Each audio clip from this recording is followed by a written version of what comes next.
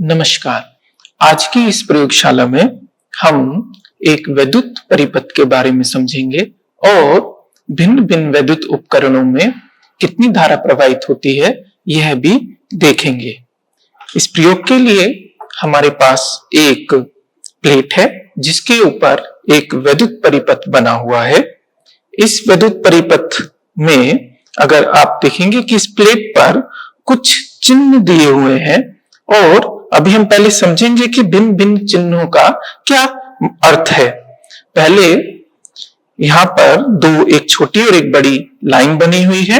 यह चिन्ह दर्शाता है कि यहाँ पर हम एक डीसी बैटरी को जोड़ सकते हैं। यहाँ पर ए बना हुआ है, यहाँ पर हम एक एमीटर कनेक्ट कर सकते हैं। ये जिगजैग लाइन जो कि प्रतिरोध को दर्शाती है, यहाँ पर हम किसी विद्युत उपकरण को जोड़ सकते हैं और V के स्थान पर हम एक वोल्टमीटर कनेक्ट कर सकते हैं जो कि वोल्टेज मापन का कार्य करता है। अभी हम इस परिपथ में देखेंगे कि भिन्न भिन्न विद्युत उपकरणों में कितनी धारा प्रवाहित होती है। उस प्रयोग के लिए हमारे पास एक मोटर, एक बल्ब और धारा मापन के लिए हमारे पास एक एमीटर है और कनेक्शन करने के लिए कुछ कनेक्टिंग वायर दिए हुए हैं। एक अडेप्टर, ये अडेप्टर जो कि 5 वोल्ट और लगभग 500 मिली एम्पियर धारा देता है, यह अडेप्टर एक डीसी स्रोत का कार्य करेगा। अब हम कनेक्शन करते हैं और कनेक्शन करते हुए इस बात का ध्यान रखना है कि हम चिन्ह परिपाटी को फॉलो करें। लाल वायर लाल के साथ और काला तार काले कनेक्टर के साथ कनेक्ट करेंगे। अब हम एमीटर कनेक्ट करेंगे। एमीटर कनेक्ट करते हुए भी वही चिन्ह परिपाटी का ध्यान रखते हुए लाल को लाल के साथ जोड़ेंगे और काले को काले के साथ जोड़ेंगे।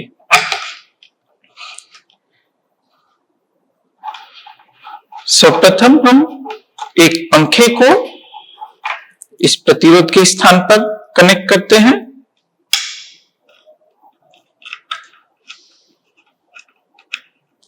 अभी यदि मैं इस डीसी स्रोत को चालू करूं तो कुछ भी नहीं होता है। ऐसा क्यों हुआ? क्योंकि अभी हमारा परिपथ पूर्ण नहीं है। यहाँ पर एक गैप है। पीछे से भी चेक कर सकते हैं कि यहाँ पर कोई कनेक्शन नहीं किया हुआ है। किसी भी विद्युत परिपथ में धारा तभी प्रवाहित होती है जब वह परिपथ बंद हो। अब इस परिपथ को बंद करने के लिए यहाँ पर एक तार जोड़ देंगे और आप देखेंगे कि ये पंखा चालू हो जाता है।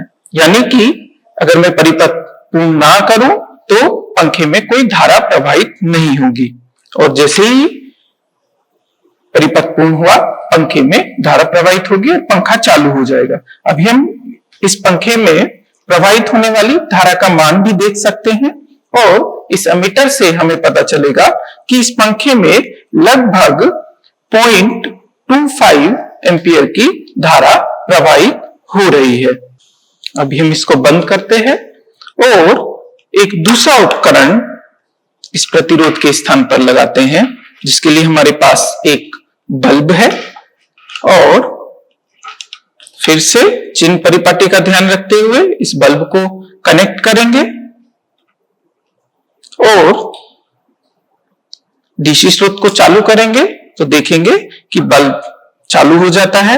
अभी ध्यान से देखेंगे कि इस एमीटर में धारा का कितना मान दिखा रहा है। अगर आप देखेंगे तो ये धारा का मान लगभग 0.35 एम्पियर है। यहीं पर प्रयोग समाप्त होता है। अभी आगे के लिए मैं आपको कुछ प्रश्न छोड़कर जाऊंगा। भिन्न भिन्न विद्युत परिपथ में अलग अलग भिन्न भिन्न धारा क्यों प्रवाहित हो रही है, ऐसा क्या अंतर है दोनों में, ये आपको देखना है। एमीटर को हमने इस परिपथ में किस क्रम में जोड़ा हुआ है? आपने दो क्रम के बारे में पढ़ा होगा, एक श्रेणी क्रम या फिर समांतर क्रम। तो एमीटर को हमने इस परिपथ में श्रेणी क्रम में जोड़ा है या समांतर क्रम में जोड़ा है। आज का प्रयोग यहीं पर समाप्त होता है। अगले प्रयोग के लिए अगली बार मिलेंगे। धन्यवाद।